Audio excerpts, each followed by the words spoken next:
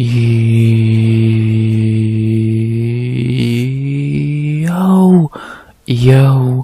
RX back with another recap of UFC 311 Makhachev versus Moicano.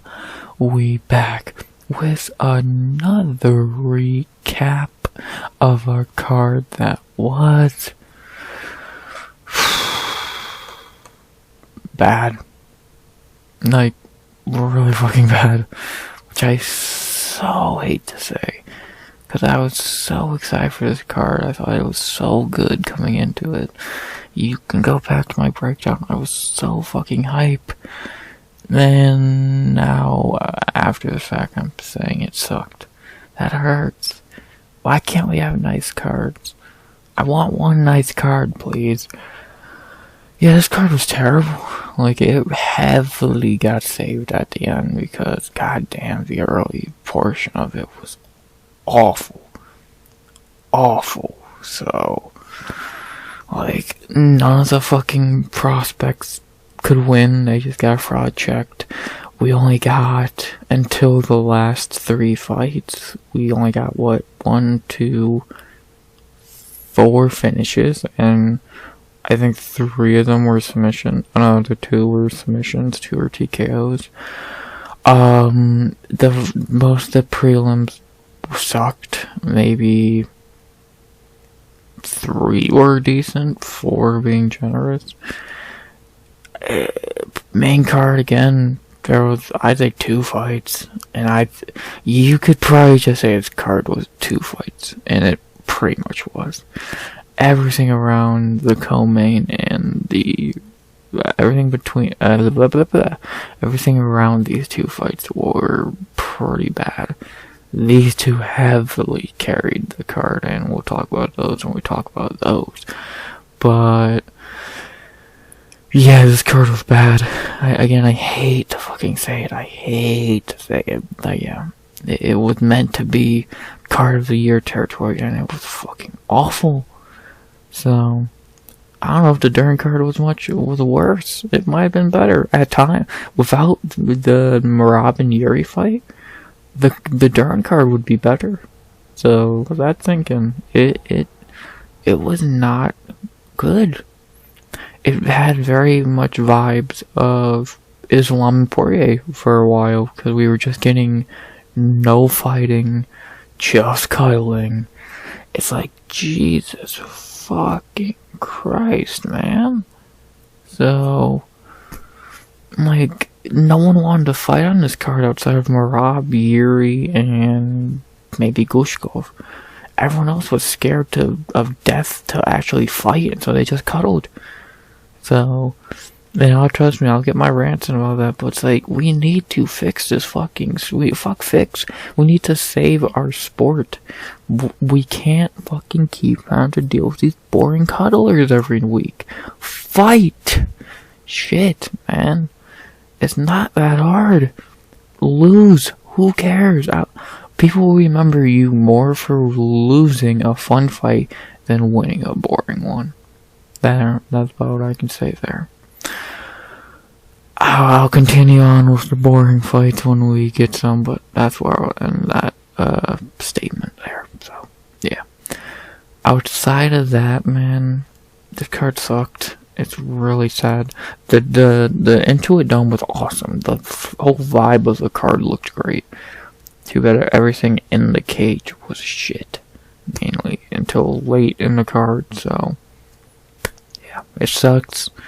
It really does, but what can you do? What can you do? It's the UFC. They fucking suck. They are a waste of fucking time. And fuck them. I hate the UFC. They're awful. So, that's simple. Outside of that, I can't think of anything else to say because we'll just be going in circles at this point about what to comment about. So, I'm not going to waste any more time. 311, really bad card. So now let's dig into the trenches of it and see why. You ready? I'm not, because I don't want to do this shit, but at least it hopefully shouldn't be the longest recap in the world, so let's not waste any more time than we already did watching this abysmal fucking card. So outside that, unless I'm forgetting to say something, last thing I can think to say before getting into the recap is please like, comment, and subscribe. 100 subs, as always, goal by the end of 2025. And if I'm forgetting anything, I don't know it. So are you ready to recap some shitty fights? That's where I say that every week, and every week it's true. So let's recap some bad fights. You ready? I'm not, but fuck it. UFC 311, shitty card. Let's recap it. 13 fights. Obviously, I went over the whole Armand situation yesterday, or Friday from at this point. So, no need to talk about that. We know why the card's like it is, and we got 13 fights because of it. So that means 4 early prelims, 4 real prelims, and a main card instead of 5, 4, and 5. Whatever. The early prelim pretty much stayed the same, so let's talk about what happened there. Not a lot good, as in our first fight of the night in the flyweight division. We began the night, sadly, with Tagir Ulanbekov versus Clayton Carpenter. Well, the curse of the undefeated fighters started early, and while you'll notice a trend with fighters who came in undefeated pretty quickly, I'm not gonna waste a lot of time here because this fight fucking sucked. Tagir just cuddled Clayton for 15 minutes, clear 30-27. I would show my verdict scorecard, but verdict's a fucking joke. So, don't waste your time making a verdict count. Make a Tapology count, not a verdict, until they fix their shit. I like their scoring system, but like half the time it doesn't fucking allow me to do it, so fuck verdict. Back to the main plot. Tagir cuddled Clayton for 15 boring minutes, clear 30-27. I think it's 29-28 is beyond generous, and yeah, he was the better, not gonna call him a fighter, because again, he just did cuddles. So, but he's Russian. What do you expect? He's gonna cuddle, he's gonna cheat, and he's gonna do roids. I saw all 3 there. So, yeah. Not very much to say. It was a boring fight where he just cuddled Clayton. So, yeah. What can you really say there? I don't really know what else you want me to add. Nothing big happened. Like, no one got knocked down. Something that I can say for pretty much every fight on the card, it feels. There's no one even close to getting finished. There was really no exciting moments. Tagir just cuddled Clayton. So, yeah. That was the long and short of it. If you wanna fucking be nice about it, he showed him there's levels to this game, or he cuddled him. That's it. They cuddled, they snuggled, and the fight's over. Boring, not fighting, garbage. Cool, good. Outside of that, don't I got anything else to say about the fight? So let's talk about the fighters real quick. To talk about Tagir first. Well, we saw him for 2025. We won't see him again until 2026. I make that joke, hoping I'm wrong almost, because the dude's not a bad fighter. He's not. When he does show up and fight, he is good. He just never shows up and fights. So, like, the earliest I think we could see Tagir back is like October. So when they do the fucking Abu Dhabi pay-per-view or whatever. And that's like, dude, you gotta show up and fight more. So, yeah, you're a decent fighter. You're definitely top 10. You're gonna get a big fight here in top 10 next. But like, shit, man, you gotta do something more than that. Than one fight a year. You're not Hamzat. You can't get away with that shit. So, like, and I'll give him at least when he does fight one time a year. It's against someone good and he beats him. But like, dude, you gotta show up more. So, and you need to move to bantamweight. This is fucking. If you want to talk about weight bullying, this dude, first of all, towered over Clayton, which I think we talked about a little bit in the breakdown. Second of all, he's a fucking bantamweight. we don't need to sugarcoat. The dude's a bantamweight. He's just somehow cutting to flyweight for no reason. Like, just fight at fucking bantamweight, you fucking pussy. Stop trying to get the fucking advantage. It's cowardly as fuck. So, you fight at bantamweight, pussy. Especially you're 33 years old. You're not gonna be able to make this fucking cut anymore. You're gonna fucking kill yourself before you fucking make a title run at flyweight. So, just fucking go move up to bantamweight. But he won't. He wants to keep fucking weight bullying, and we'll see how long that works for him. We'll see what defeats him first, another fighter or his body. So we'll see.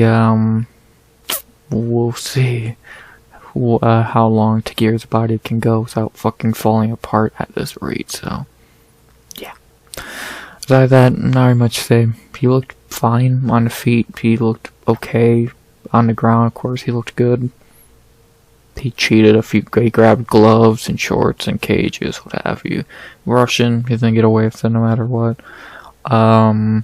Yeah, 3 in a row now for Tagir. Time to see him get a step up in the rankings. He called out Pantoja, which fuck, for all we know, is possible. But more than likely, he fights someone like fucking Alex Perez or something like that. I'll look in a minute. But more likely he fights like Pérez or fucking Tatsuo Taira or something like that. So, yeah. Something along those lines, a little more accurate. If he wins that fight, then yeah, you can give him a title shot, I guess. But I still think it's too early to give him a title shot. So, yeah. I'm not even going to say that, like, saying about Steve Ursic's title shot, because I didn't think Steve Ursic should have title shot, so I'm saying, in my opinion, it's too early to give him a title shot, so don't. you get it, so not really much else to say about Tagir, so let's end it there. To talk about his opponent, Clayton Carpenter. Yep, yeah, welcome to the fraud club, buddy. Out of the 4 dudes who lost their O on this card, would I say he's the, like, least frauded? It's between him and Talbot, who we'll talk about later. I would probably say he's second to, like, the least frauded, but still fraud, because he couldn't do anything here. He got out-muscled, he got out-grappled. Striking was pretty even outside of leg kicks. Well, that was definitely his realm, but again, that's about it. He couldn't fucking handle adversity. When he's not the nail, when he's not the hammer, he can't really do much, it seems. So this first time he had to be the nail in a fight, and he looked awful. So 28 years old, sure, I get he's young still, but clearly can't compete with even the guys who I came to the top of the division with the middle of the road in the rankings. So he's I don't know. Like, I don't really get what was the point of this fight. You just threw away a prospect when he definitely had a few more fights left before he even should have got close to a fight like this. So whatever. I guess they value making Khabib happy, getting his fucking boy a win over, like, having a prospect. So they got what they wanted, man. Got what they wanted. Outside of that, not really much to say about Clayton. Kind of got fraud checked. And, yeah, we probably won't see him for a while, because if he disappeared after a win, what the fuck is he gonna do after a loss? So, yeah. Not much I'll say. First fraud of the night, first O taken of the night, and, in very boring fashion. No shocker. About really all I can say there. Outside of that, not very much else to say. Boring fight between boring fighters. And now we get into the last topic before this fight. Fight ideas. Tagir's in the top 15, so it's always going to be easier to give him a fight idea. Let's see. Tim Elliott, no. Steve Ursic's booked. Asu's booked.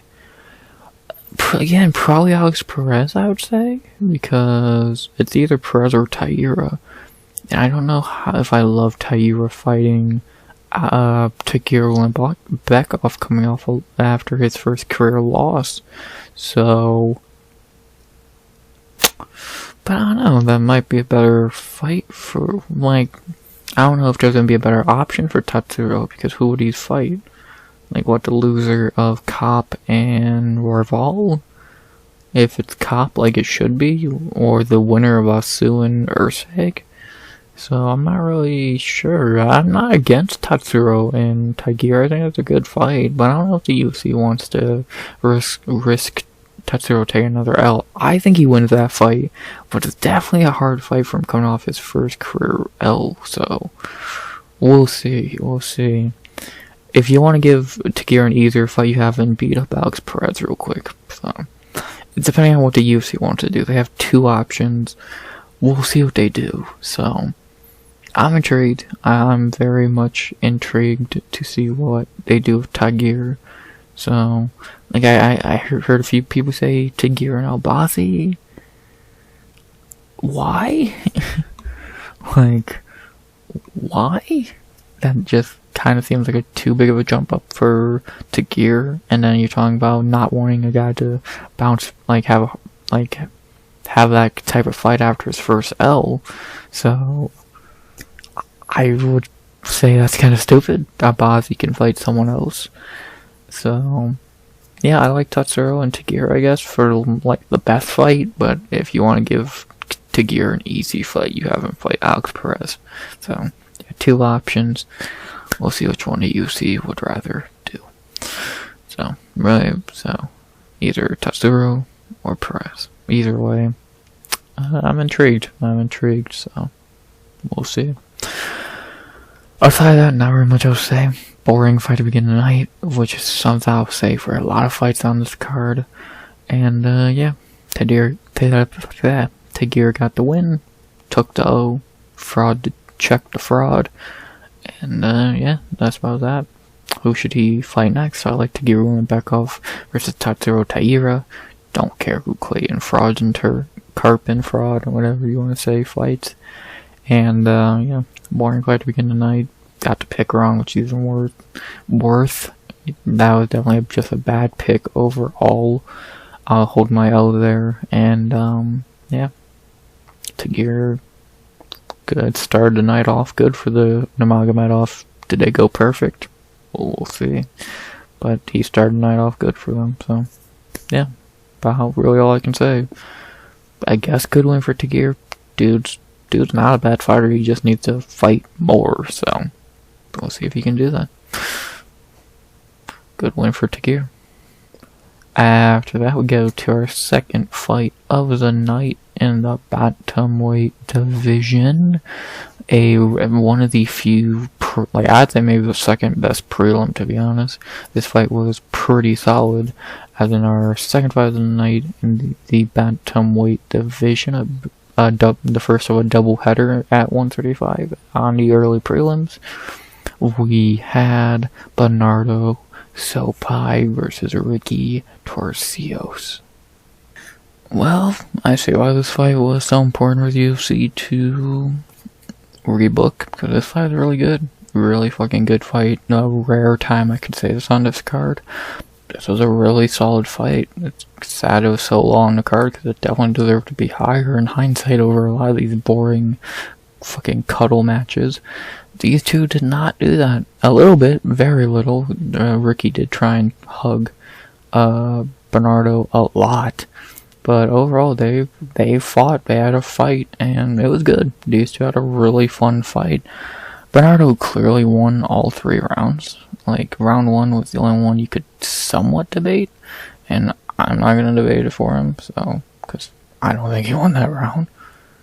Finally, you tap all verdict, you work. Shocker. It was a clean sweep for Sopaj. Outside of round one, Sopaj clearly won the last two rounds, and just needed to survive. And he did. And I say survive, he did more than that. He still was in there fighting. Like, he didn't fucking go for takedowns and try to just stay alive. He was still on the feet fighting. So respect him for that. Him and Ricky went to war. And Sopaj came out on top, even though it was a war, Sopaj was able to show he's just a better fighter. Because he is the better fighter, which we all predicted. Ricky just did not have the technical ability to beat Sopaj. Ricky's best chance of winning is what he kind of did do, and that's just drain Sopaj's energy quickly. Because he did. Sopaj was gassed by like halfway through the second. But Ricky really couldn't capitalize on that. Like, for as gassed as Sopaj was, it doesn't seem like Ricky jumped at, funny enough with Merab on the card saying this, but he couldn't really, do what Merab does. He couldn't drown him. He gassed him, but he didn't drown him, So, he drained Benardo, but he couldn't do much more than that. He couldn't win on the feet. He really couldn't get him down. He kind of was just beaten here, everywhere by the better fighter. Again, as we all expected, I believe, but what can you do? He did good gassing Benardo. Because Sopaj gassed really badly. But even gassed, he was still beating Ricky pretty handily, so, I guess that just shows why, Turcios is just not that good. He's a fun fighter, he's just not a great one, so. He did decent work, just he couldn't do enough to even win a round, let alone the fight, so. Yeah. About really, all I can say there for the fight. It was a good fight. Like I said, they scrapped for 15 fucking minutes. And, Benardo gets his first UFC win. Looked good. Few question marks I'll talk about in a second, but overall, good win, good fight. Fight-wise, easily the best prelim. And, yeah, good work, boys. Yeah, one of the few things on this card that didn't suck. Good job. That's not really an accomplishment, I don't think, with how shit this card was, but good. Y'all, it's a thank you more than an accomplishment. There we go. Thank you for not being ass. Outside of that, can't really think much more to say about the fight. It was good. Turcios tried, just couldn't succeed, and Sopaj gets his first UFC win in a great fight. Love to see it. Outside of that, can't really think of anything else to say. So let's talk about the fighters. We'll start with the winner, Benardo Sopaj, getting his first UFC win in a banger after losing his UFC debut in a banger. This kid's good, but he has problems in his game. Main one being his gas tank looks terrible. In the Oliveira fight, we gave him an excuse. It was short notice. In this fight, he just fucking gassed quickly. I get fucking Ricky pushes a crazy pace, but you gotta fucking hold your cardio up. You have no chance against a lot of dudes in this division with that kind of cardio, even lower level dudes. I don't know how that he could do against a Muin Gafurov, who we'll talk about in a minute, or Miles Johns and Felipe Lima when he has cardio that looks to be a round and a half if you can really push a pace on him. So I think Sopaj's really good. I think he has a lot of good things in his game, and I get he's only 24 years old, but if he wants to keep climbing, and he definitely should take notes from the fighters around him on this card, the young fighters who lost. His biggest issue is his cardio, which is a lot better than I could say for a lot of other young guys on this card. So if he can get his cardio fixed, he could be a top 25, top 20 dude. I think he's really good, but he needs that cardio up. So if he can fix his cardio, ask Drake Duplessis, how much of a factor that helps. So if he can fix his cardio, and you don't need to turn to Merab. Just two solid rounds of cardio. Because when you start gassing in round 2, you're risking just losing a 29-28. Instead of at least in round 3, they need a finish. So needing a finish in the third is a lot easier than it's a lot harder, than just winning round 2 because you gassed halfway through, you know? So, I think Sopaj is really good. I think he's a very interesting prospect. But he definitely needs a little work on his cardio. Outside that, good striking, good ground game, fight IQ. Couldn't really point out any moment I thought that was bad. He looked good, man. 24 years old, first UFC win. First fight in UFC in almost a year after a brutal knockout. Looks like he bounced back and healed up from that pretty nicely. Let's see what the kid can do. Let's see him heal up. And hopefully we see him again this year. Probably sometime in the summertime would be ideal. So, let's see if that can happen after his first UFC win. Congrats, Sopaj. Looked good. Growing pains, I'd say. He looked good, but he had growing pains. So, yeah. You talk about the opponent, Ricky Turcios. Yeah, what happened? Who stole Ricky's identity? Who stole the dude's identity from the Ultimate Fighter? Because this dude is not this dude. He did look more like Tough Ricky here. He did look more like Ricky from Tough. I think Ricky from Tough would have won this fight. This Ricky, yeah, he pushed a pace, but he really couldn't do much outside. Like, if you run fast, you're cool, you're running fast, but you're not doing much. You're just fucking running fast, and that's all I like. He just fucking walked Sopaj down and just really stayed on him. He really didn't land a lot. He really didn't do a lot. He couldn't even run around with a dude who was gassed for 2 of them.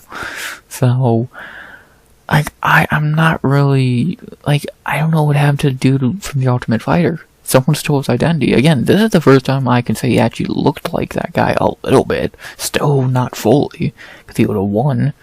But he looked better. This is the best Ricky has looked in UFC since the Houston fight, in my opinion. So, but he still lost. And now he's 2-3 in the UFC. And really, if you don't count winning the Ultimate Fighter, he's 1-3. So I get, and he's losing to fine fighters. Aim Zahavi, top 15. Raul Rosas. I'm split on how I feel about Raul at this point. Benardo Sopaj, solid prospect. Your only one with Kevin Natividad fight. A lot of people don't think he won. I don't know. I really don't know. I liked Ricky coming off the show. I thought he was fucking really good, really cool. But now he's kind of an asshole and got worse. So. And now, who knows if he gets another UFC fight. That's probably his contract up from the Ultimate Fighter, so we'll see if they re-sign him. He only has, if he loses his next fight, he's definitely gone, so we'll see what they do with Ricky. They might just feed him to another prospect. There's probably some people from Contender Series still a debut from last year. There's probably some prospect I'm not thinking of that needs a win. Hell, on this card, there's fucking 2 of them, 3 of them. So, we'll see what Ricky can do. We'll see what Ricky can do if he gets another UFC fight. I think he's just gonna lose it and get cut. Or he gets cut after this. I don't know. I wouldn't be upset with either or. Dude just lost his fucking luster after the Ultimate Fighter. I really don't know why, how, or how. But that's what happened with Quickie Ricky. So, sucks. But that's gonna happen, man. Gonna happen. Besides that, can't really think of anything else to say besides, who should they fight next? For Benardo, obviously you don't fucking shoot him up to rankings, because that'd be fucking dumb. But you give him a decent little step up. You don't give him fucking someone close to top 15, you give him someone better than Ricky Turcios, which is not really an accomplishment or a hard thing to find. Where do they got him ranked? 72, right? Or, where the fuck is he? 68. Okay. I don't know if he should, all of these seem about the same level, if not almost under Ricky Turcios. Gaston, I wouldn't mind, but I'd rather see those 2 fight other guys, because they're prospects. And Hellinger, that's not bad. Garrett Armfield, that's not bad, but I can't feel I view Armfield pretty highly. Siri City, I don't hate that. Orichu Lang, I don't know about that. That doesn't really seem like a great fight. I don't mind the Siri City fight. I think that's a pretty solid fight for Sopaj that he should win pretty easily. Is there anyone on the first page that you could make a debate for? I highly fucking doubt it. No.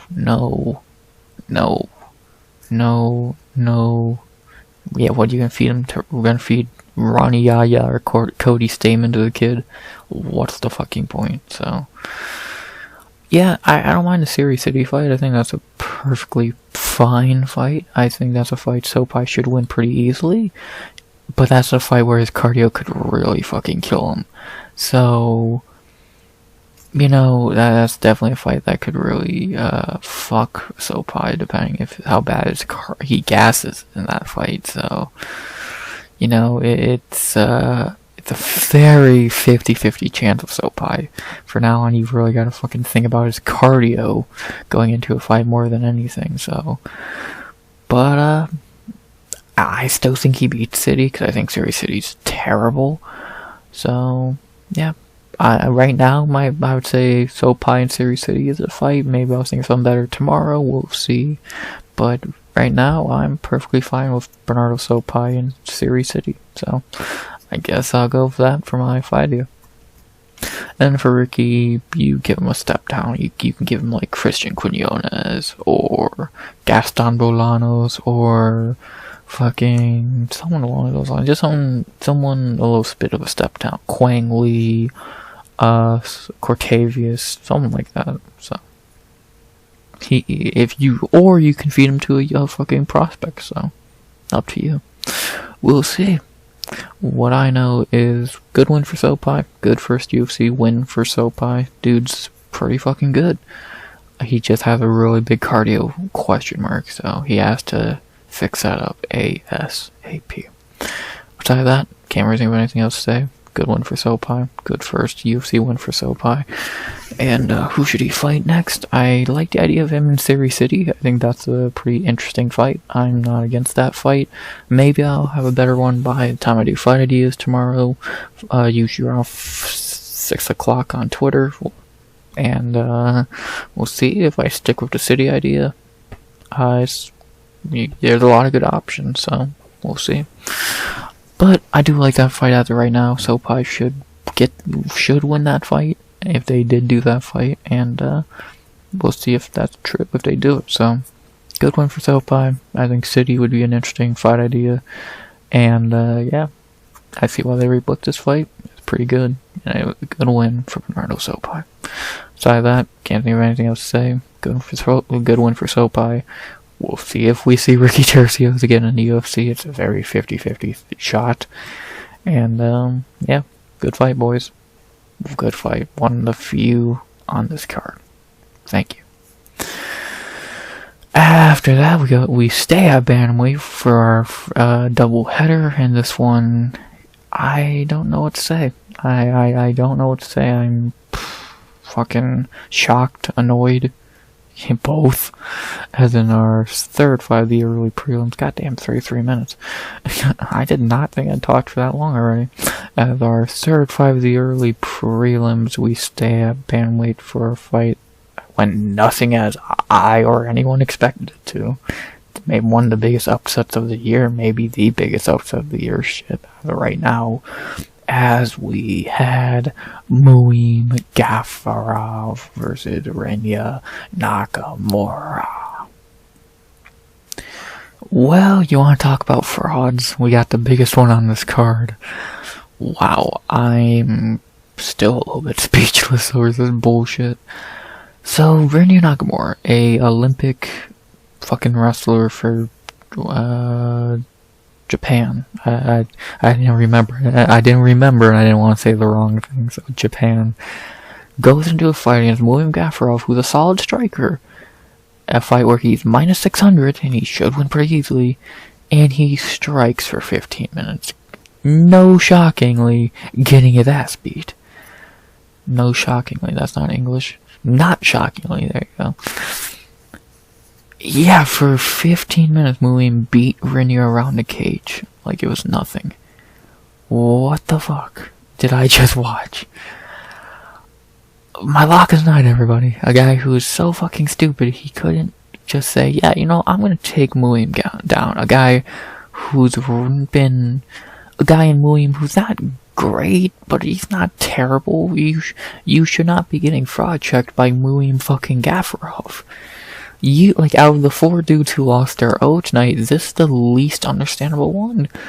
At least one dude lost to the champion, one dude lost to a veteran, one dude lost to a ranked guy. You lost to Muin Gafurov. What? And badly. You didn't win a round. A minute you didn't fucking win. You got knocked down in every round. You got fucking embarrassed. You're the fraud of the night, that's for sure. God damn, Rinya, you fucking moron. I said you were my lock of the night. Or Talbot, who also fucking lost, so you both suck. At least I think Talbot did better. So, clearly Jiří should have been my lock of the night, fuck. But, yeah, fucking... annoying. Like, it just, like, of course, lock of the night makes my lock of the night making it a little more annoying, but overall, it's like, dude, just as a fight fan, it's like, what the fuck are you doing? What are you doing? You're fighting a striker who's kicking your ass and you're not gonna shoot a takedown till what, halfway through the second round? Dummy! And when you did go to the ground, you got bitched out. You got fucking held down. So it's like, what the fuck are you good at? I don't know. The road to UFC, everybody. Fucking, I swear, I didn't know, I didn't fucking agree with it or really realize it until, Clint from Die Hard, I believe. Clint McLean, I forget how you say his last name, but Clint, if you watch UFC breakdowns, all that, you know Clint. He makes fun of the road to UFC fighters, and I get it. At this point, I get it. They fucking suck. Rinya Nakamura is their best fighter. Oh, it was. Dude, this dude's fucking terrible. These road to UFC fighters are ass cheeks. Why do you still do the road to UFC? You won't get anything out of it. You waste time and money on guys and fucking girls who you're gonna cut in 3 years. Because they suck. So... I don't know. I don't get it. I don't get it, but that's the UFC for you, man. That's prospects for you in 2025. The road to UFC. Wow, that's not a waste of fucking time at this point when everyone sucks. I don't know what to say. So, fucking dumb motherfucker, man. Dumb motherfucker. Good win for Muin. No disrespect to Muin. He looked great here. He did his job. Rinya fought his fight, and he just was like, okay. So, no disrespect to Muin, but God, Rinya, you're a fucking idiot. So, decent fight. I'll give him that much. It was a decent fight, but it was just frustrating more than anything. It's like, dude, what the fuck are you doing? It'd be like Merab striking with Sean O'Malley. It's like, no, you idiot. So, I don't know. Renier's a fucking moron, and that's about all the nicest thing I could say about him in this fight. So, yeah, about really all I can say there. Outside of that, decent fight. Biggest upset of the night, in my opinion. I think, well, no, yeah, Talbot, but I think this was more shocking. And, yeah, not really much else to say about the fight. Respect to Muin, man. Respect to Gafurov. After that, not really sure what else to say, so let's talk about the fighters real quick. More than I guess I already have. Rinya, like I fucking said, dude, you're fucking a grappler, you dumb fuck. He sucks, and, yeah, he just gave away his game plan. He just showed you a blueprint on how to beat him. If you even have to stop his takedowns, because I'm saying that as if you need to stop takedowns. If he doesn't even shoot a takedown, he's handing you a win. So, I don't know what to say. Dumbass. The UFC's maybe best chance at a Japanese fucking star or champion, and he fucking does that as a giant favorite against a layup. Why do they do road to UFC again? I don't get it. Trash. Fucking fraud. Rin fraud Nakamura. And then talk about Muin. Again, I can't say anything bad. Like, he did his job. Rinya fought him in his fight, and he just said, okay, I'm gonna beat your ass, and he did. So, respect to Muin, man. He looked great. Knocked him down 4 times. Good job, Muin. That's the best I've ever seen Muin Gafurov look, so good job. The cannon fodder fought back, and good for Muin, man.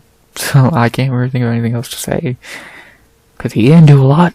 Rinya beat himself more than Muin beat Rinya.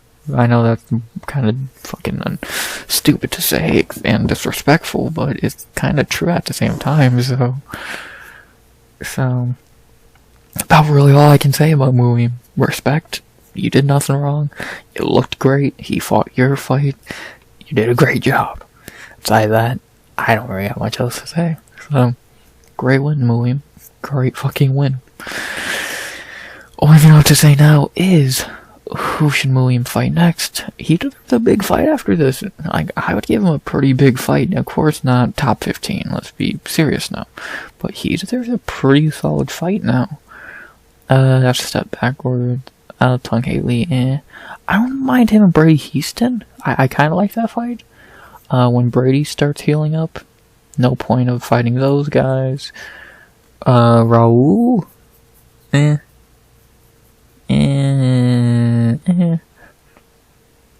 don't really see it.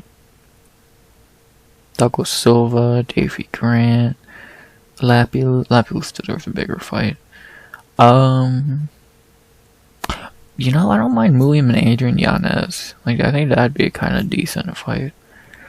Like, I don't mind that fight. Adrian Yanez.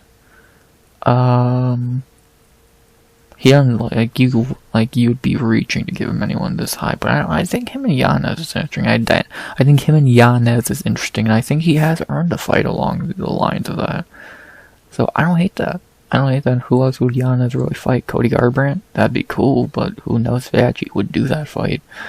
But yeah, I'm down to see Muin Gafurov and Adrian Yanez. I think that's a really good fight. So, I might take Gafurov to win that fight at this point, to be honest with you. So, I'm down to see it. Muin Gafurov, Adrian Yanez. Book it. I think that's a really good fight. So, book it. It's either that or, I like Raul Rosas, Brady Houston, Davey Grant would be a decent fight, but I like the Adrian Yanez fight, so let's see it. Yanez, Gafurov, book it. Cool Apex main card fight, in my opinion. And then again, for most of the losers, I don't care, especially a dipshit like Rinya, so yeah. Not very much else to say. Great one from Muin Gafurov.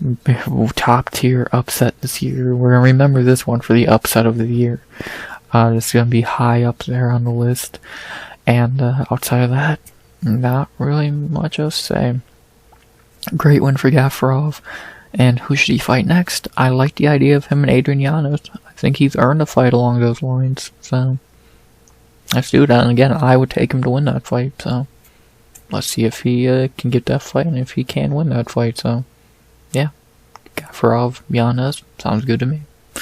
Aside of that, not very much else to say. Great one for Gafurov. Rinya, you're a dumb fuck. And, yeah, thanks. 0-2 on locks this year. Fucking, last week with, what's his face? Jose Johnson, another moron, and then Rinya. Fucking idiots. Great one for Gafurov. Fraud checking this moron, the worst fraud of the night. And, yeah, good job, Gafurov. All respect, brother. After that, we go to our featured early prelim. I can't fucking believe she's actually on a 5-fight winning streak, god damn it. And then our featured early prelim, we go to the women's bantamweight division for a ranked battle. It sounded like I said wanked battle. A ranked battle, there's no T, but still. Between, to end the early prelims, Ailín Pérez versus Karol Rosa. Ailín Pérez is on a 5-fight winning streak in the top 10 of a division. What the fuck is this sport, man? Long story short, the first 2 rounds Ailín won mainly off of just doing a little more, because Rosa did so little. Pérez was able to get takedowns late in rounds, in round 1 and 2, or actually I think in round 1 she got like halfway through, but still, she was able to get takedowns and secure the round, because they're the only thing that really happened in that round, because Rosa did so little on the feet. And then in round 3, it was definitely Rosa's best round. She just kind of beat Ailín up on the feet. Not badly, because she didn't throw a lot. But when she did throw, she was connecting nice leg kicks, as always, with Rosa. And she was able to win round 3, in my opinion. But she needed more than that. She was already down 2-0, and yeah, cool, you won round 3. Too bad you lost the first 2 rounds because you were on autopilot, so... Like, cool, you won a round, you didn't get fucking clean sweeped, but you gotta do a little more than just win round 3, you know? I know Rosa knows this because she's a good fighter, but it's like, you should have done more early, and then when you like, I guess if you want to say that one of the first 2 rounds could have went to her, I really don't see how, because she got taken down, and that's the thing that really happened in the round. But outside of that, like, it was Ailín did more, not by much, but Ailín did more. Rosa did so little in the first 10 minutes, and that's why she lost. She went on full autopilot mode. Don't know why, but that's what she did. So, but yeah, there you go. About really. All I can say about this fight, the first 10 minutes was Ailín getting a takedown to win a round, and then round 3 was Rosa doing more than Ailín, but it was too little too late, so yeah, about really all I can really say there. And was it a good fight? Not really, but it was the fight Ailín needed to have for many different reasons, and she got the win, so good for Ailín. 5 in a fucking row. Crazy. Not really much to say. Not the greatest fight. Probably the was this worse than the Tagir fight? Ooh, yeah, probably, but not by much. Pretty not far from the same fight, to be honest. But yeah, not a great fight. But Ailín did what she had to do to win, and Rosa didn't do enough to win. So I think that's the long and short of this fight. So, yeah. Not really much else to say about the fight. So to talk about the fighters, of course we gotta start with Ailín. It's hard to call her, like, make fun of Ailín at this point. She's won 5 in a row. It has little as, if you don't care about her first 4 wins, cool. Carol is a decent fighter. She didn't look it. But you gotta give her flowers now. Carol is a decent win to have on your record. And Ailín's legit. I don't know why. I don't know how. Her striking is still shit. Like, she can't strike. But she can still get... She knows how to win. She knows how to win. She knows when to get a takedown. She knows when she's up 2-0, when she needs to just survive. And that's what she did here. She knew she was up 2-0, and going in round 3, she just survived. So... good for Ailín, man. It's hard to make fun of her. She's, like, I really don't care. Like, I don't care about what she does, because it's not affecting her as a fighter, clearly. Like, with someone like Hannah Goldie, or fucking Diana Belbita, or fucking Polyana Viana, who do that OnlyFans bullshit, and clearly it makes them worse. Yeah, then I'm gonna make fun of you for it. But Ailín is still showing up and winning, so it's kind of hard to make fun of her when she's won 5 in a row. So, you know, she's in the top 10 of fucking women's bantamweight now. Carol is a good fighter to beat. I don't know what you want me to say. I truly don't. I'm not going to shit on a fighter who's won 5 in a row in clear fashion and just got... If this was someone shitty in the top 15, like Chelsea Chandler or something, yeah, I would still say some if this is a legit winning streak. Carol is good. So, I don't know what you want me to say. Good for Ailín. She's climbing the rankings. And she's doing it in a legit way. It's not like she's had 3 fucking wins and is in the top 5. She's not Umar Nurmagomedov. She actually earns her fucking rankings, and now she's earned, what, the 9th? 8, 9, so 1 or 2 more fights, she could literally be in the top 5 or getting a title shot. That's scary. That's fucking scary, so. But yeah, I give her flowers. Good for Ailín, man. 5 in a row is no joke. And neither is she. So I'll give her flowers. Great win. Great win. She's legit. Not exciting, but she's legit. To talk about Rosa, again, she just didn't do enough in the first 10 minutes. If I was someone who picked Rosa, I'd be fucking fuming right now. Because she could have won this fight. If she did a little more in round 1 or 2, she could have won this fight. But, like, she just didn't do anything. She just, in the first 2 rounds, she pretty much just walked with Ailín again around the cage until she shot a takedown. Outside that, Rosa didn't do anything. This didn't look like the Rosa that fought Dumont and Irene, who was a beast trying to fucking kill her opponent. This was Rosa. I don't even know. It looked like she was just trying to grab a quick paycheck, and she succeeded. It's too bad she made it obvious. So I expected better from Rosa, even though I was picking Ailín. I did expect her to look better and bring up more of a fight, but she kind of just showed up and looked like shit. So not even look like shit. She didn't do anything to look like shit. So you know, she should have done more. She should have done more. She just didn't do enough. So she'll be back. She'll probably win her next fight because she is a decent fighter, but she just doesn't do enough. Or at least she didn't do enough here to win. So what can you really do? You can't expect to win a fight when you don't fight for the first 10 minutes. So that was Rosa's problem here. Outside of that, can't think of anything else to say about the fight nor the fighters, so let's talk about who they should fight next. Ailín Pérez now number 9, I believe? Number 9 ranked. And probably gonna move up even higher because Holly got cut, so now what?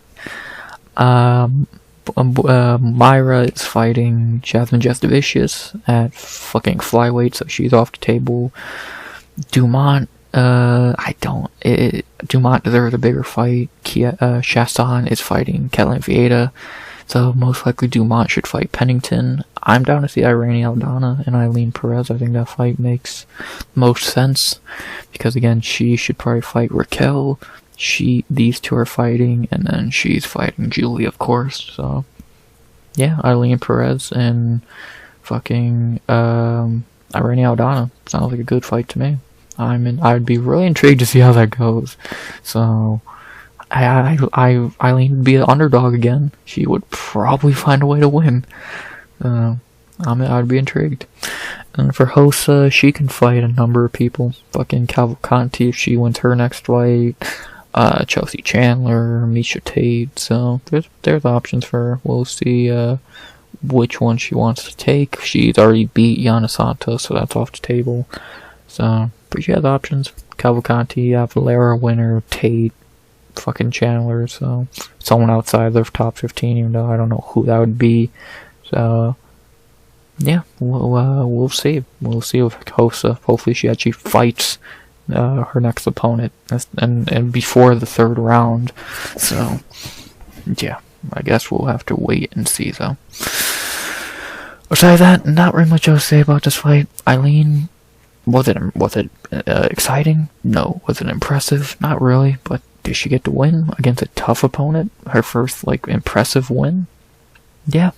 Rosa's no joke, and she beat her, so she nullified Rosa pretty much, so good win for Ailín, man. Good win. 5 in a row. Top 10.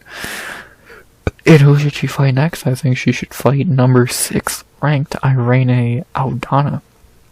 I think that fight makes sense.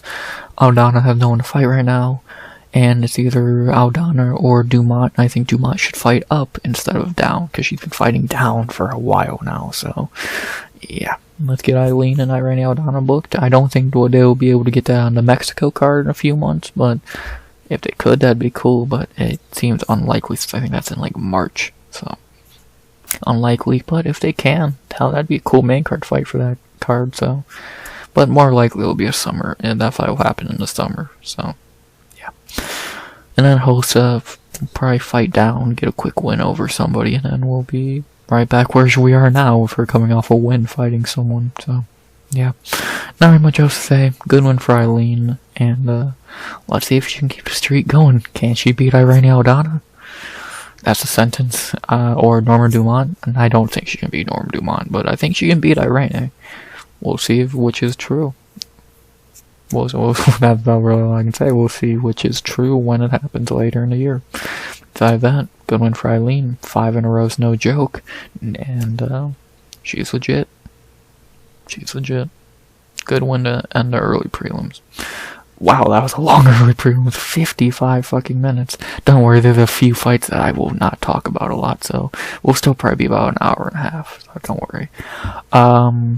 Yeah, this was probably, like, fight quality-wise, consistent fight quality-wise, this was probably the best on the card, which said a lot. Out of the 3 portions of the card, this was probably the best when it came to consistently being a decent fight. Yes, all 4 fights went to decision, but they were consistently about the same level. They were not bad fights, they were not great fights, they were fine. These 2 are good. I said, these 2 are good. This and this were okay, so. Not a bad early prelims. Not great, not bad. Still better than the actual prelims, which we're going to talk about in 1 second, and main card, hell, for the first 2 fights it was better, so, yeah. Fine early prelims, clearly good enough to talk for 56 minutes about, and, yeah. About really all I can say there. Now we move on to the prelims, which I don't have a lot to say, so, again, we're going to probably be about an hour and a half instead of, I know we're on track for 2 hours, but trust me, there's a few fights I'm not going to go in depth on. You're looking at 4 of them right now, so let's not waste any more time. We're already 57 and almost a half minutes in, so let's stop rambling. Good early prelims, and now I move to the prelims. You ready? Let's go. Not talking about this, it was boring, don't care. Fuck Grant Dawson, you suck. Learn how to fight. After that, we go to our second fight of the prelims. A fight that went longer than it should have, but it still was pretty predictable. And then our second prelim of the night in the light heavyweight division, the king division on this card. I swear to God, consistent, 2 good fights. We had Bogdan Guskov versus Billy Elekana. Not very much to say about this fight. Easily the best fight of the prelims, not counting the early prelims. In round 1, Billy instantly shot on Bogdan because he was scared to fight him. He was able to keep him down for most of the round. Late in the round, Bogdan got free, landed some ground and pound, locked in a rear naked choke late. And then, and I mean late, like 20 seconds left, if that. He kept it in until the round ended, and then Billy tapped, so that should have been the fight over there, but you know, still. Billy takes round 1, he had like 3 minutes of control time, and then round 2 it was over. Round 2, it was completely over. Billy was dead tired. Bogdan smelled the blood in the water and just went at him. So, after a few minutes, he just broke Billy. It should have been stopped sooner if the referee actually did his fucking job. But eventually, Bogdan just said, fuck it, I'm gonna submit you again. Locked in a, what choke was it, guillotine? A gilly, and Billy tapped in seconds. So, yeah. Quick, easy win for Bogdan Guskov. It should have been in the first round if Billy wasn't scared to fight him. And, yeah. Quick, easy night for Bogdan. Going from Johnny Walker to Billy Elekana. He would have won either way. So, I guess this might have been a harder fight, because at least Billy knows what a fucking takedown is. Johnny Walker does not. So, yeah. Not really much to say. Bogdan Guskov, a ranked top 15 fighter, beat up a random short notice middleweight. So, yeah, not really impressive or much to say. Not shitting on Bogdan, it's just how impressive could he really be here? Unless you got a spinning 360 wheel kick, which he didn't. So, yeah. Quick 90 office for Bogdan, and that's about that. Not much to say about the fight. He submitted him 2 times. That's impressive, I guess. But aside of that, not very much to say. Talk about each fighter real quick. For Bogdan Guskov, this was just a nice little fight for him to start the year off. He hasn't fought since April, which is crazy. So that span fight felt like it was later in the year. I guess this is a quick little fight for him to knock the rust off, and now he probably waits to see who in the top 15 will fight him. So, yeah. Pretty simple there. Not really a lot to say. He didn't show anything we didn't already know about him. We know he's a decent fighter, and that's what he showed. For Billy Elekana, I didn't see much here. Like, I'll give him another chance since he was at light heavyweight here. He weighed in at 200 pounds on the dot. So we'll see how he looks back down at 185 in his next fight. He didn't really show a lot of great things here. I guess a little bit of a ground game. Outside of that, cardio, ass, heart, non-existent. Submission defense, non-existent. Maybe on a full camp at 185 he'll look better. We'll see. But yeah, he just kind of rolled over and died after a while. So yeah, not very much else to say. Yeah, we'll see how this kid looks on a full camp. And at 185, not 15 pounds heavier. So, yeah, not really anything else to add there. Only thing I have to say is who should Bogdan fight next? There's some options for him in the top 15. You could rebook the Johnny Walker fight. You could have him fight a few names. I don't think you have him fight like a Nikita Krylov or Khalil Roundtree yet. I think that's too high. But like Walker, Reyes, Mirzakhanov, any of those were even. I think Mirzakhanov suspended. So, let's think about this logically. So Reyes probably fights Krylov. Khalil could fight Jamahal, maybe. Oh no. Reyes should fight Uzdemir. Krylov fights Khalil. And then that leaves Johnny, Azamat, and Anthony Smith. I want to see the Anthony Smith fight, but I don't know if Anthony Smith is even going to fight again. So, it makes sense to just rebook the Johnny Walker fight. Like, Azamat's suspended for I don't know how long, and I don't even know if that would be the smartest fight for Bogdan to take. So, I would say probably just do the Johnny Walker fight. So, unless it's a short suspension for Azamat, then you could make a case he could fight Bogdan. But like, I don't know. I'm not really sure. There's a lot of moving parts here that really don't make a lot of sense. Like, you could do a lot with all the names here. So we'll see what they do. We'll see. Light heavyweight's a weird division right now. It got a little more normal later in the card, but for down here, it's weird. It's really fucking weird, so we'll see what they do. We'll see what they do with Bogdan, Azamat, Johnny, Reyes, Smith, etc. Hell, if Smith is gonna fight again, this is the fight to make, but unless Anthony fights again, then I don't know who Bogdan fights, Azamat or Walker. Either one works fine with me, so we'll see. We shall see, you know. Outside of that, not very much else to say. Quick 90 office for Bogdan, and who should he fight next? Either Johnny Walker or Azamat Mirzakhanov, depending on when his suspension ends. And outside of that, quick night for him, easy win for him. And let's see how Billy looks down at 185. We'll give him another chance. So, respect for stepping in, but you gotta go back down to your weight class. So, yeah.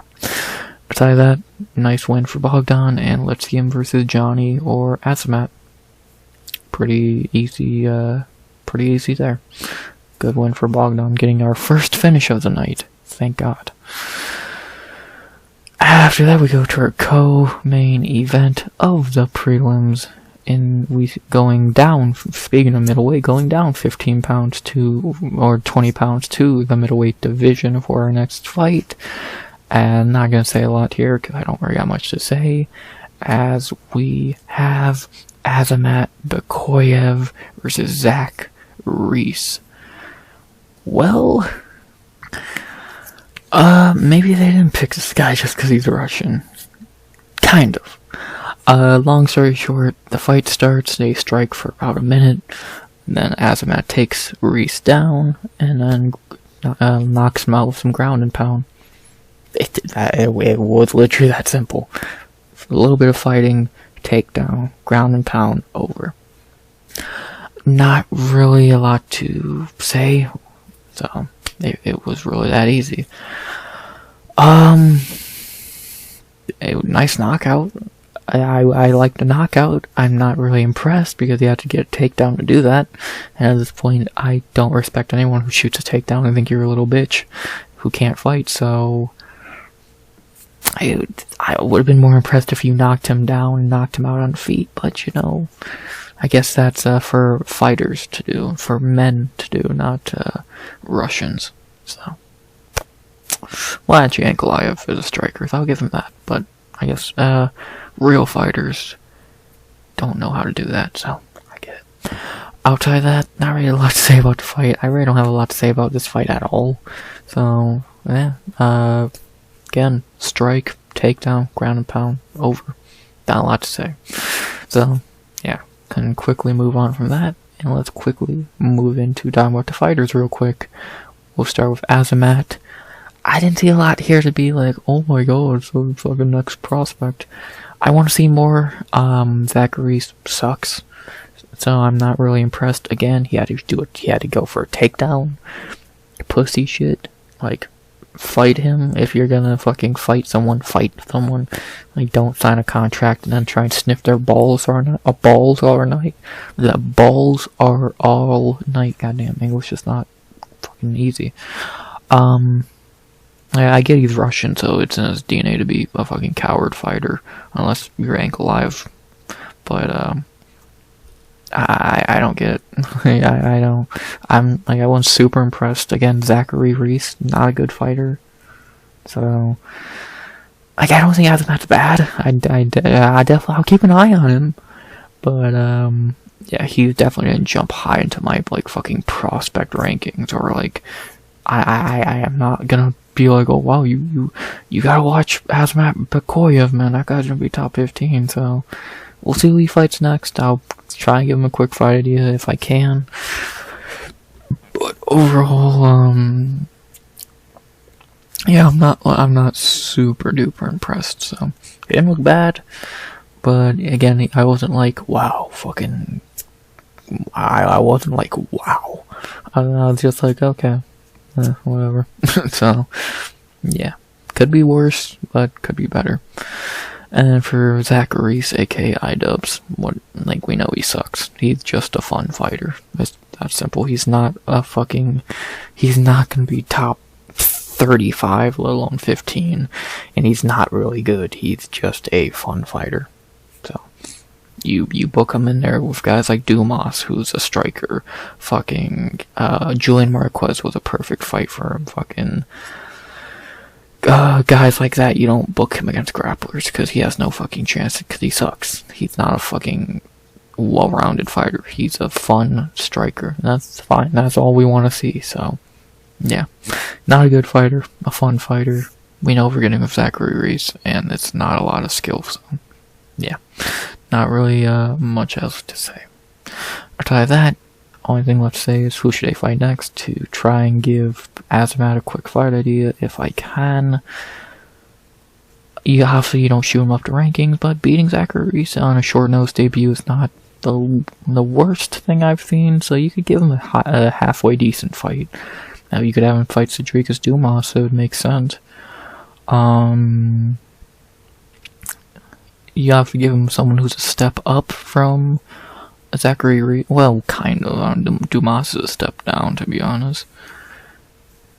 Like I said, Cedricus Dumas is not a bad fight idea. I don't think that's the worst idea in the world. Or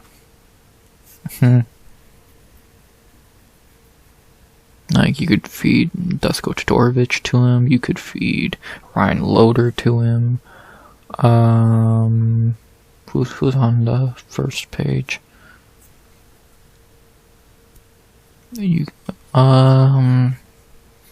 Dustin Stoltzfus, but you don't do that to Dustin after coming off a fucking crazy win like that.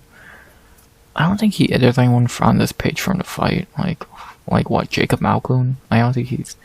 I don't even know why Malkoun would accept that fight, let alone would they offer it. So yeah, probably Dumas. It looks like Dumas looks to be the best option. It just makes sense. He stepped in for Dumas, and not very much better options anyway. So I'm down to see this guy beat up Cedricus Dumas. Trust me, he usually can. So yeah, for right now, I'm not seeing much better. So I'm down to see fucking Azamat beat up Cedricus Dumas. So book it. Dumas, Bekoev, whenever Dumas heals from whatever injury he got, book it. Sounds like a good fight to me. So do it. And then for Reese, you book him against Trayshawn Gore or fucking someone who's gonna fight him, not Ryan Loder and fucking those bums. So yeah, not very much else to say. Fine debut for Azamat. Would like to have seen more, but you gotta shoot a takedown. I guess that's the rule in the UFC now. So yeah, everyone's a bitch who can't fight. Whatever. Could have been worse. At least he did not ground and pound him, not just sniff his fucking armpits for 20 minutes. So I'll give him that much. Fine debut. Will he be high on the Rookie of the Year ranking? We'll see. Probably the best rookie so far, unless... there's a few decent debuts last week, so one of the best rookies so far, 2 cards in, and let's see how this dude follows this up. So yeah, fine debut for Azamat. Yeah, Zachary Reese sucks, but could have been worse. And yeah, let's see Azamat beat up the guy he stepped in for, Cedricus Dumas. I think that makes sense. And yeah, about really all I can say. So I do still stand by most people didn't know who this guy was and just picked him because he was Russian, but he's at least not boring Russian. I will throw ground and pound, brother, and he did that. So good job, good win for Azamat, I guess. And let's see what you do next. No, I'm not talking about this fight to end the prelims. Fuck you. Let's get to the main card. So yeah, that was the prelims. Not a lot of good. Like, these 4 fights were okay. These 2 fights were alright. Trash. It was okay. Bogdan, Azamat, and Sopaj were, well, I would say, I mainly just fucking will say Guskov and Sopaj were good. Tagir, Ailín, Muin, and Azamat were pretty forgettable. So, not terrible, but forgettable. So, it was alright. Expected better, but it could have been worse, I guess. So, 6 of the 8 prelims being rewatchable, I would say. I'm okay with only 2 of them being straight garbage. One of them as expected, the other one I'm not talking about. Fine, I can deal with that. Could be worse. Still don't like it for how much hype this card did have, but it happens, okay? You take what you can get. Outside of that, fine prelims, 6 okay fights, all like by themselves put together as a prelims. Fine. I've seen worse, I've seen better, and yeah, fine prelims. Guskov, Azamat, Ailín, Muin, Sopaj, Tagir. Good job. Now we go to the main card, where if you thought I didn't talk about a few fights in the prelims, I'm going to talk even less about these fights. You ready? I am. There was 2 good fights on this fucking main card, and the other 3 were, well, 2 of them sucked, and the other was, well, predictable. So, let's not waste any more time. An hour and 15 minutes in. we might not even hit the hour and a half mark. Nah, we will, because the 2 good fights we'll talk about in depth. But the 3 shit fights, we won't. So, let's begin with our 2 shit fights of the main card. And as expected, I could have told you these fights would suck. Oh wait, I did. As in our main card opener in the middleweight division, we began with a boring fight between Reinier the Ritter versus Kevin Holland.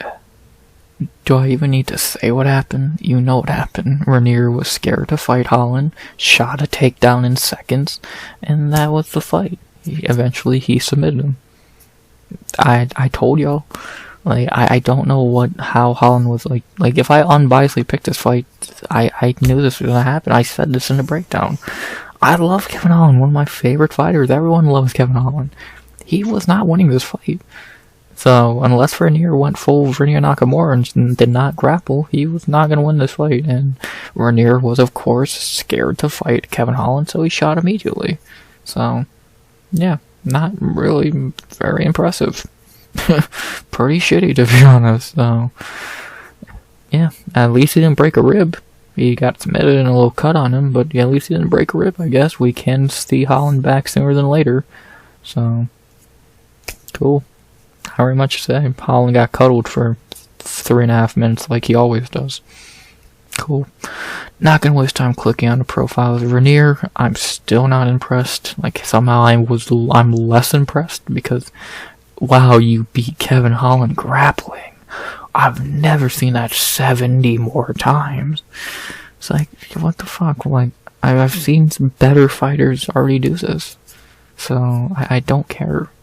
Though your 2 wins are GM3 in a terrible fight and Kevin Holland by cuddles. This dude's not good. He's really not good. He's gonna get fucking exposed in the top 15. I can't wait. And for Kevin Holland, we'll see him back in 2 months. We'll see Kevin Holland at UFC 313, 314, what have you. So, not against a grappler. Book him against a striker. Let me give you an example, UFC. I know you're fucking morons. I know you're a bunch of fucking idiots, a bunch of monkeys typing on keys, but how the fuck? Use a brain cell here, okay? I know there's not many in the UFC headquarters, but use a brain cell. Holland should fight someone like a Boost would be a cool fight. Who else? Eric Anders would be a cool fight. Not Dustin Stoltzfus, he ain't like that, for real. Cesar Almeida would be a badass fight. Someone like that. Not Paul Craig. Not GM3. Not Jung Young Park. Not Bo Nickel. Not fucking... None of those grapplers. Chris Curtis would be a cool fight. You get it? Strikers. I know you can't spell it out, so I won't ask you to. Strikers, okay? Cool. Reinier for Ritter, I don't give a fuck. Have him fight Jack Hermanson, the fight you should have done to begin with after his debut. So, the fight you probably should have done as his debut. So, the same fight idea I had after the GM3 fight, Jack Hermanson, same one I have here. Ritter, Hermanson, book it. For Holland, give him a fucking striker whenever he's ready to fight. It's been 2 months. So, get it, got it, good. Jack Hermanson, Holland fights a striker. Done. Simple. I think even you can actually, no, I don't think you can understand that, UFC. You're fucking stupid. I hope you can understand a little bit of that. Okay? Cool. Boring, shitty main card opener. You fight Jack Hermanson. You fight a striker. Goodbye. Oh god, speaking of shitty, fighting the last bad fight on the card until, even the main event wasn't terrible, but the last dreadful fight of the card, as we head toward the fight that got moved up to the main card after the Moicano Dariush stuff. It still should have been Payne Talbot, even with how that fight went, and especially with how that fight went, but you know, shit happens. As in our second fight of the main card, we sadly had Jailton Almeida versus Serghei Spivac. Shitty, boring fight. I did see Almeida throw a punch, which I know, fucking, I wrote it down, because it's fucking a legendary moment. But yeah, outside of that, They grappled, and they flipped over a few times. I think they gave each other little neck kisses, and eventually Spivac gave up. Jailton got on his back, a little bit of ground and pound, and it was over. Done, dusted, boring, don't care, you both suck. I'll keep this short and sweet also. You both suck, neither of you are good, and you're gonna lose your next, well, I can't say that last part because it's heavyweight. I don't know how true it is. But yeah, you both suck. You're still one of the most boring fighters on the roster. You're just not good. And who should you fight next? Jailton should fight Serghei. Makes sense. For once, I'll actually cheer for Jailton because I respect him more than I respect Serghei. And Spivac can fight somebody. I don't give a flying fuck. So, yeah. Shitty boring fight between shitty boring fighters. Jailton, you fight Serghei. If you win that, then I'll fucking give you a 1 flower. I won't give you your flowers if you don't deserve them. I'll give you a flower. Not even a good one. Spivac, you're a bum, and go to fucking GFL, PFO, whatever. So, shitty boring fight, shitty boring fighters. You're boring, you suck. You fight Serghei and beat him. Next. Finally, we're on to real fights. The 2 best fights of the night, back to back. We could just pretend, we could just do this, to be honest. I'm okay with doing this. And then our 3rd fight of the main card, we had our first banger of the night, and, well, Sopaj was a decent fight, but this was a banger. And what should have been our co-main event, because, I could have went without seeing Islam fight. But we'll talk about that later. As in our 3rd fight of the main card, we finally had a real fight, as expected when you see Jiří Procházka on the card.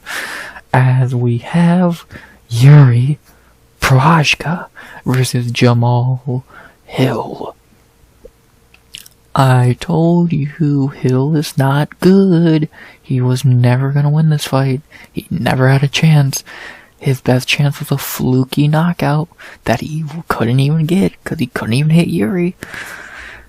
Like I told y'all, Hill has no chance in this fight. Eventually, Jiří's gonna break him. And what did Jiří do? He broke him. In round 1, Jiří dropped him with a beautiful, I think it was a left hand, and clearly took the round. Round 2 is a really weird round. Both guys eye-poked each other. I'll give Hill this. He did do good in round 2. I think Jamahal did win round 2. And then round 3 started, and it was Jiří time. He just won at Jamahal. He dropped him once with, I don't even remember what the first drop around 3 was with, but eventually Jamahal got up, survived, and then Jiří hurt him again, dropped him again, and then put him out with some ground and pound, very much like the rat chick KO. So yeah, I'm shocked Hill survived to round 3. I'll give him that much, respect to him for that, but overall, he was not going to win this fight. He's not on Jiří's level. He's not even close. Yeah, he won a round, but it's Jiří. He probably just took that round off because it's Jiří. I'll tell you that, Jiří, man, he's back doing Jiří things, and he's the 2nd best light heavyweight at the moment. And I tied for 2nd best, because it's hard to say if he's better than Ankalaev. We're going to find out. Because they did book Alex and Ank finally for 3/13 in March. So we're finally going to find out if Ankalaev is as good as he says he is. But we'll talk about that when we cross that bridge in a few months. For right now, the bridge we're talking about is Jiří beating up Jamahal Hill, and as expected, I don't get what people saw in Hill here. He's not good. Jamahal Hill needs to go to heavyweight. And that's not even me making a fat joke. It's he needs to go to heavyweight. He's too slow and flat-footed for light heavyweight. All he has is power. He's not athletic. He's not fast. He has no ground game. His cardio ain't great. His chin's okay. I'll give him that. He took a lot of big shots. His chin's decent. Until it wasn't. So Hill needs to go to heavyweight. He already does. It would be perfect for him. He'd weigh about the same as fucking Jailton Almeida, about 240. So go to heavyweight. You could be top 5 easily because it's heavyweight, not because you're good. And see what happens. So I don't know why he wouldn't go to heavyweight. I think it just makes the most sense for him. So but he wants to stay at light heavyweight and take more L's. I don't think anyone's going to complain about that. So, yeah, great fight between. I'll give Hill respect for that also. He did not fight scared. He went toe to toe with Jiří. So I'll give him respect. He fought. He didn't quit. So he fought. It's gonna be annoying to hear all his bullshit excuses in another day or so. Early stoppage. My fucking toe hurt. My belly. I was hungry. My tattoos are fucking stupid. Yada yada yada. But whatever. That's for down the line. Right now, Jiří beat his ass, and you love to see it. Jiří was free money, and he should have been my lock of the night. So, good job, RX, you fucking moron. Outside of that, not really much else to say. Great fight, well, it was 5 tonight at first, and then the co-main took that, but Jiří did get a performance bonus, as he deserved, and, yeah, not really much else to say about the fight. Fun, great fight. Jiří and Hill went toe-to-toe. And like always, unless he's fighting Pérez, Jiří's gonna come out on top in any battle like that, so good shit, Jiří. Outside of that, not really much else to say, so let's talk about the fighters. Let's say about the fight, so let's talk about the fighters. For Jiří, he's again, like I said, at worst, he's a top 3 light heavyweight. I don't get why people disrespect Jiří. No, he's not fundamentally sound, and that's why we love him. He fights like Jiří Procházka, and he wins. So, yeah, he can't beat Alex Pereira. No one fucking can right now. Maybe Ankalaev can, we'll see. He can beat everyone else. Kill Uzdemir, who a lot of you are high on. Kill Dominic Reyes, who's back now. Beat Glove Teixeira by a fucking hair. Beat Alexander Ratchik, a guy y'all are fucking high on. Beat Jamahal Hill, a guy y'all are really high on. So, you do it to yourself, to be honest, because you hype up these guys against Jiří, and then they fight Jiří and get fucking killed. So, is Jiří fundamentally sound? Again, no. Should he win fights? Not really, because how people don't just knock him out, I don't know. But overall, he's a top 3 light heavyweight right now, and depending on if Alex beats Ankalaev, he might be number 2. It sucks to say he's probably a gatekeeper at the moment, but he's the best gatekeeper I've fucking seen, so he's good. He can't beat Pérez, and he shouldn't fight Pérez again. I don't think he will. But in this moment in time, he's a top 3 light heavyweight. He's fucking amazing. I'm happy he won, especially in front of that Ashley chick, the chick who has cancer he brought out, which just goddamn, could that be any fucking cooler of Jiří? How do you not love Jiří? The dude's easily one of the most loved fighters in the UFC right now. If you don't like Jiří, you don't like MMA. He's a fighter. He's going to fight, and he's gonna make it a banger no matter who he's fighting, when he's fighting, and how he's fighting. That's Jiří Procházka, and that's why we love him. Thank you, Jiří. Let's see who you fight next. And then for Fat Boy Jamahal, he's not good. He hits hard. Like I said, he hits hard. So, and before you say he beat Glover, yeah, a 50-year-old who Jiří already took the fucking life out of. So I guarantee have the Glover that fought Jiří fight Jamahal, and have the Glover that fought Jamahal fight Jiří. One Glover's getting fucking murdered. The other probably wins. Take a guess which is which. So yeah, Jamal's not good, and he should go to heavyweight. Not even being funny. So if he stays at light heavyweight, he's just gonna lose again to Khalil, to probably Khalil. That'd probably be the most logical fight if he stays at light heavyweight, so we'll see what they do. We'll see what the UFC does with Fat Boy. We'll see what Fat Boy does in general. So, well, we know for the next 9 months he's gonna cry how he got robbed in early stoppage, and his fucking hair tie was his braids were too tight or whatever, so whatever. That's for Jamahal to cry about and us to laugh at him for, so fuck him. Outside that, only thing left to say is, who should they fight next? For Jiří, I think he should fight the winner of Jan Blachowicz and Carlos Ulberg, because the Alex Ank fight, the Pérez Ank fight, really has nothing to do with Jiří. If Pérez wins, then if Pierre wins, he's gonna go to he's gonna go to heavyweight, and the belt's gonna either be vacant or just held up for a while. So Jiří will fight someone for the belt, for the interim belt. If Ankalaev wins, of course they're gonna do the Pierre rematch. So Jiří's fucked either way. So why not fight the winner of Jan and Alberg? I think that makes the most sense. I think that's a good, whoever wins that, it's gonna be Alberg.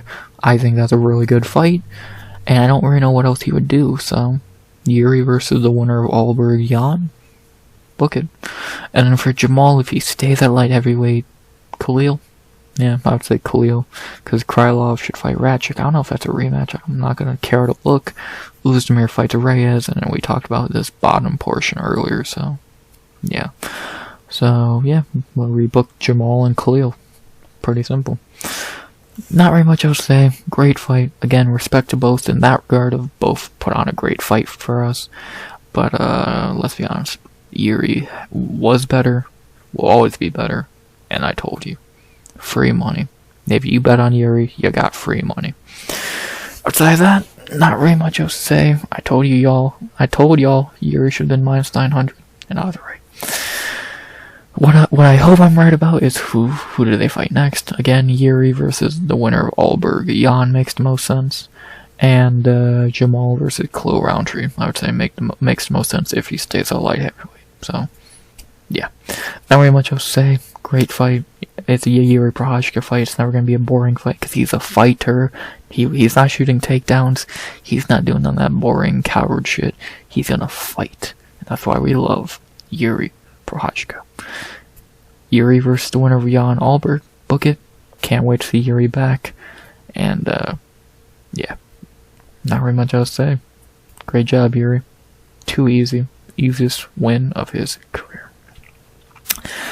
After that, we go to our co-main event of the evening. A fight that was shockingly great. Like, easily fight of the year to end January. Which is, I can't believe I'm saying that about this fight. But yeah, this fight was fucking awesome. Having our co-main event of the evening, we head to bantamweight for the championship, of course. And then our co-main event of the evening for the undisputed UFC bantamweight championship of the world. We had Merab Dvalishvili, it's not Willie, versus Umar Nurmagomedov. Merab did it. Merab shut all of you up, and I love to see it. I love to see it. I love it. I love it. I love it. Good shit, Merab. I became a Merab fan tonight. This dude's fucking cool. I like Merab, man. I became a Merab fan. To look back over the fight, it was a pretty easy fight to score. Round 1, I gave to Merab. I think that's the most debatable round of the fight. I'm still on the prelims here, Jesus. Round 1's the most debatable round. Okay, fucking, come on. Stop being, really? God damn you, verdict. Well, I had the same scorecard as Chris, I thought that was Chris Kral, that's a new judge. I gave round 1 to Merab. I think he did a little more, but if you give it to Umar, cool. Then Umar clearly won the second round, and after that it was over. Merab for the next 15 minutes just mauled Umar, and just did what Merab does best. I did not know or think it would work on Umar, but it fucking did. I don't know how. Merab just finds these fucking ways to do this shit, man. It's fucking insane to watch. Against Umar, the fucking Nurmagomedov, he fucking did this too. It's like, what the fuck? So, but yeah, that was the fight. For the next 15 minutes, Merab just styled on Umar, like, badly. Embarrassed him, I would say, and at the end of the night, it was either 40-47 or 49-46 from Merab Dvalishvili. I thought there was a chance they could rob him, because look at the last name, but no, they scored it right. I think 49-46. I think round 1's close, but kind of leaning Merab. Not like that matters. It's one round of a fight where Merab won 3 for sure. So not like that matters. Either way, Merab is still the champ. And yeah, he ended that Umar train real quickly just by doing what Merab does, man. Fucking insane, dude. This dude's a psychopath. Like, this dude, I'll say right now, if this dude, like, keeps doing this shit for, like, another few fights, he might be the bantamweight GOAT. Like, this dude is fucking insane. Like, I don't know what to say about Merab, man. He's so fucking good. Like, I can't believe I'm saying that about Merab Dvalishvili, a dude who I did not have really any respect for, and now I do. He's fucking great. How do you not like this dude? Is he, like, I don't know.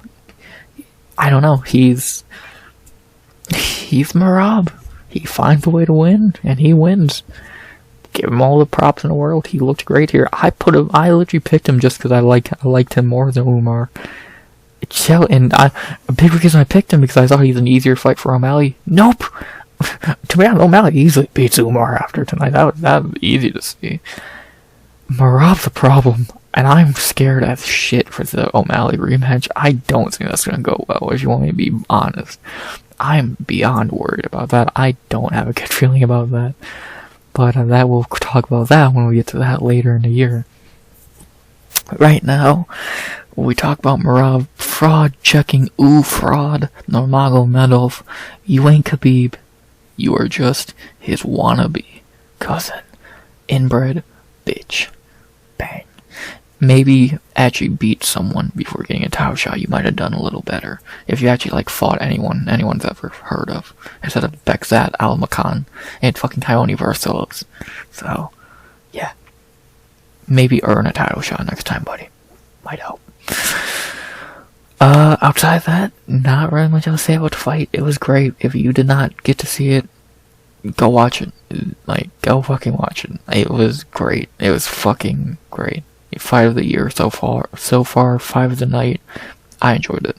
I really enjoyed it. So I did not think I'd be saying that about this fight, but I thought it was good. It was like 90% striking too. So yeah, we got to see Merab striking. It's getting better, but it's still not great. Umar striking was clearly better, but he was so focused on the takedown, it seemed he really couldn't do much, and then he gassed pretty quickly. He gassed by like round 3, which is shocking. So yeah, man, that's what Merab does to you, though. He's gonna gas you. And I don't want. And the elephant in the room. Umar broke his hand at the beginning of round 1, and Colby broke his foot against Leon. So either you bring that up every time you talk about the Leon Colby fight, or you don't talk about Umar's broken hand. Got it? Good. Outside of that, not really much else to say about the fight. Again, great fight, and great fight. I don't know what else to say. Outside of that, talk about each fighter real quick. I really don't got much else to say for Merab. Again, I'll say this right now, and I'll say this on video. I'm gonna make a tweet about this in a day or so. If his next 2 wins are Piotr and Sean again, he's a bantamweight GOAT. Like, he probably, especially if it's as dominant as the first time he beat him, he's a bantamweight GOAT. Like, this dude's insane. He's won how many in a row now? 12 in a row. So if his next 2 wins are Sean and Piotr, he's like, I don't know who beats him. Like, I don't think O'Malley will. Like, I'll say that on video. I'm unbiased. Like, of course, when that fight comes, I'm gonna say O'Malley knocks him out easily, because that's what we do for our favorite fighters. But I don't think O'Malley beats him. I don't think Piotr can beat him. Who else is there at bantamweight? Like, if there's someone I don't know about, I don't know about him. Like, what fucking... I don't see anyone. Like, literally, I don't know who could beat him at bantamweight. So, I don't see it. I don't see it. If you're gonna say Pantoja, dude, that's even easier. He would kill Pantoja. So, I don't know what else to say. Merab might be his bantamweight GOAT sooner than we think. So, I can't What the fuck, man? I see why Sterling ducked him for years. Sterling would have got so embarrassed by Merab. It's scary. So, respect to Merab, man.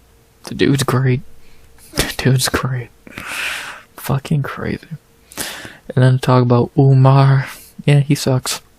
Again, maybe don't beat a bunch of nobodies on your way to a title shot. Yeah, like, I know what you did at work against Brian Kelleher and Nate Maness. It didn't work here, I wonder why.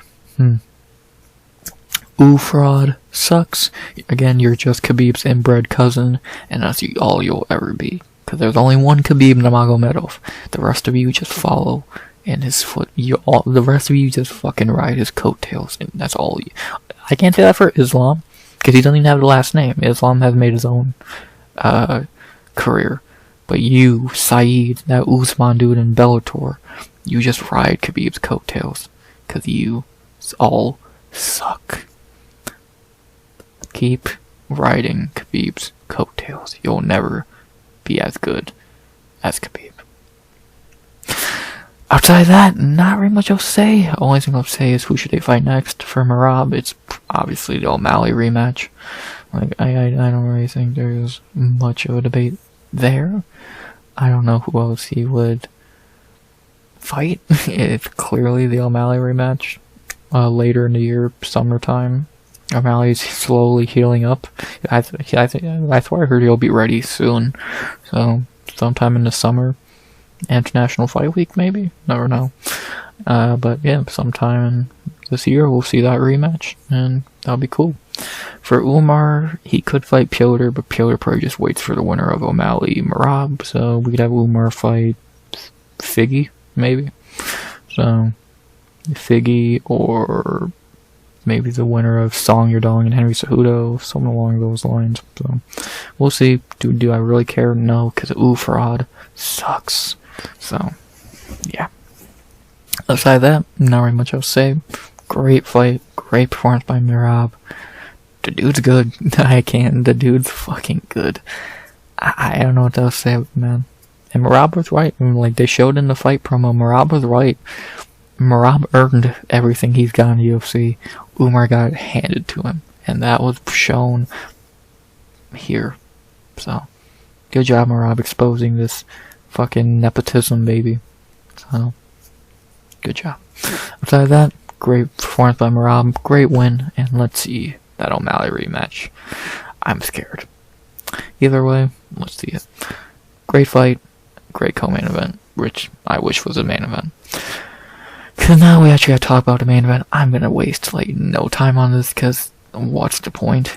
As in our short notice main event of the evening for the lightweight championship of the world, we had Islam Makhachev versus Renato Moicano. So, long story short, Moicano dropped him with a nice little counter, and then Islam said, yeah, I'm just gonna win now. Took him down and submitted him with a Darce choke the same way he submitted Dustin Poirier. Quick, easy, as expected. Islam didn't even break a sweat. He got dropped, and that's about it. So, I said right before the fight started, Moicano's gonna have that one moment.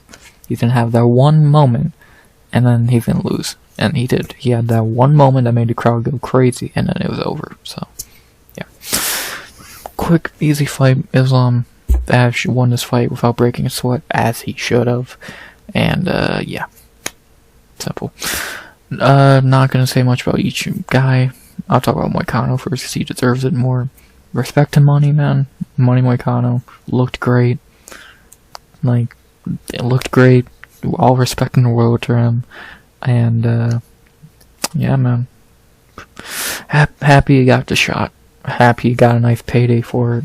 And, we all love Money Moicano for a reason. Dude's a fucking BMF. A lot of people wouldn't take this fight. He did. He did great. And that's why we love Money Moicano. Let's see what he does next. He'll probably fight like Dariush, Pimplet, something like that. So, see how he does. You gotta love Money Moicano, man.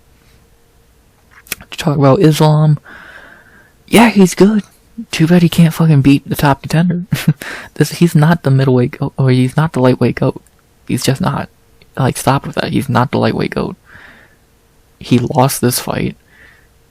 Washed a washed 145er. 35-year-old who shouldn't have been there. 35-year-old who shouldn't have been there. Not the lightweight GOAT. Stop with that. He's number 4. So, 4th. So, yeah. Outside of that, I don't know what he's gonna do next. I'm guessing he's gonna fight Ilia Topuria, because Dana said Arman's not getting the title shot. So, which is fine, I don't care. You fucked yourself, Arman. You don't fucking get injured training 2 days before your fight, so dumbass. So yeah, I'm guessing Islam's gonna wait for Ilia Topuria, probably later in the year, if not beginning of 2026, which, cool, can't wait for that fight. And yeah, probably gonna be that's probably what's gonna happen, so cool, sounds good to me. Not very much else to say. Islam is good. Too bad he hasn't beat anyone. He's good, too bad he hasn't beat the top guy, and he's beat fucking 35-year-olds and a 145er, and that he lost to the first time, so he's good. He's not the pound for pound best either. Ilya and Alex are still above him, but yeah, he's good. He won this fight easily, as he should have. That's not a fucking accomplishment, so yeah. Outside of that, not very much else to say. Quick, lame fight. It was sad it was so easy, but again, we knew it was gonna be easy. Again, Moicano did what he had to do. He got a nice knockdown, had his moment, and that was that. He did great. Islam, quick, easy win. Fighters talked about, and then who should they fight next? Most likely, Islam's gonna fight Ilya again. If it's not gonna be fucking Armand, then it's gonna be Ilya. And Moicano has a bunch of options. He could fight Paddy Pimblett, probably is what they're gonna do. He could fight Michael Chandler. He could fight fucking Max Holloway. So, he has options. We'll see what the Money Man does next. Hopefully sometime later in this year. But he deserves a break. So, give him a break. We'll see the Money Man back sometime this year. And, yeah. Thank you for saving the main event. Money Moicano. Happy you got your shot, brother. You did great. But you had no fucking chance here, so yeah. Aside that, not very much else to say. Islam's Islam. Quick, easy win against not the top contender, not even close. But he can't avoid the top contender next, because it's time to fight Ilya. Let's see who's the best. And then for Moicano, respect, you did great. And let's see what the Money Man does next. Outside of that, UFC 311 is in the books. Boom. That was the card, hour 47 minutes. It happens. Imagine if I actually went in depth on a few of those fights. Jesus. How did I do on picks? I went 6 of 13, 3 perfects, 390. Moicano and Holland were biased. Nakamura and Carpenter are frauds. Not talking about it. He sucks. Reese sucks. And Diego's 40. So, what do you expect? The bonuses are not on Tapology, but I know they went to Fight of the Night to Merab and Umar, Performance of the Night to Jiří and Jailton. I would give us the bonus to Guskov over Jailton. To be honest, I would just give it a bonuses to these two, but if you have to give a second one, I would give it to Bogdan. So, yeah. And then last, and not, well, the second to last thing, if you missed the card, what should you go back and rewatch?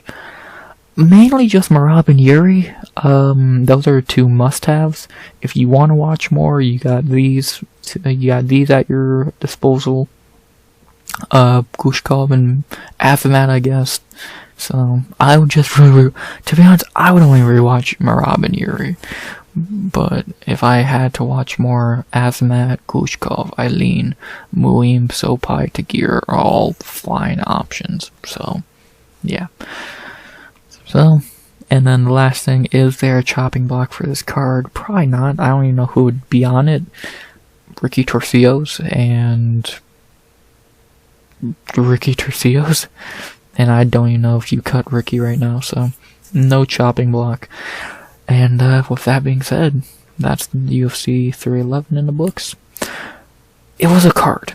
There was some good on it. Merab and Jiří really fucking saved it. Guskov, Sopaj, etc. Those were all okay fights.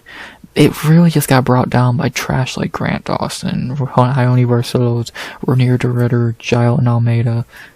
So we need to stop this grappling. Ban grappling, cut wrestlers. Like, we need to start a hashtag and get it going, because this shit's getting stupid. Ban grappling, ban wrestling, ban cuddling. We want fighters, we want fights. Anything. Think of a fucking hashtag, let's get it going. I put a bunch out during the card. We need to stop this grappling bullshit. We need fights back. So, hopefully we can do that, and Dana can fix our favorite sport before it's ruined by these boring cowards. Outside that, it was UFC 311 was a card. I look at it close to the same as I do the Durham card. I guess I'll give it a 6 out of 10. Merab and Jiří were good. Heavily carried. Without Merab and Jiří, it's like a 3 out of 10 at best. I don't even know if I'd give it that high. So it was a card heavily carried by the Merab and Jiří. Outside of that, not much else. So, but that's our first pay-per-view of the year done, and that's our second card of January done, which means we go into a break, like always in January. So next week, there's nothing, and then the week after that, we have UFC Saudi Arabia, Izzy versus Imavov. That's an okay card. It's not great. You got Izzy, Imavov, Charbel, and MVP, so 2 okay fights there. Jasmine Just Vicious, fucking Serghei Pavlovich, some okay fights.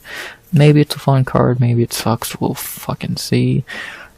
And, yeah, the next time you'll hear from me is me breaking down that card for the day before, Friday. I think it's the last day of January. So, okay, I think it's February 1st, that is when that card is, so, yeah. And then I'll, of course, recap that card the day after, on the Sunday after, so, yeah. Not very much else to say. You get to go a week without hearing me, and my vocal cords get to go a week without talking for 2 straight hours about shitty MMA. Well, I should say shitty UFC, so, yeah. Not very much else to say.